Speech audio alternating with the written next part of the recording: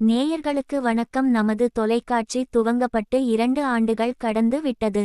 1600க்கும் மேற்பட்ட செய்திகள் ஒளிபரப்பாகிக் கொண்டு உள்ளது. செய்திகளை பார்ப்பவர்களில் 98% பேர் சப்ஸ்கிரைப் செய்யாமல் பார்த்து கொண்டுள்ளீர்கள். தயவு செய்து உடனடியாக சப்ஸ்கிரைப் செய்து தொலைக்காட்சி வளரவும் அதிகமான செய்திகளை பகிர உதவி செய்யுமாறு பணிவுடன் கேட்டுக்கொள்கிறோம். கோவை பிஎஸ்ஜிஆர் கிருஷ்ணம்மாள் மகளிர் கல்லூரியில் உர்ஜித் நிகழ்ச்சி.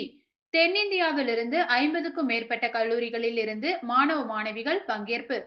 கோவை பிஎஸ்ஜிஆர் கிருஷ்ணம்மாள் மகளிர் கல்லூரி ஜிஆர்ஜி மேலாண்மை கல்வி நிறுவனம் சார்பாக இந்த ஆண்டிற்கான மேலாண்மை திறன் விழா கல்லூரி வளாகத்தில் நடைபெற்றது.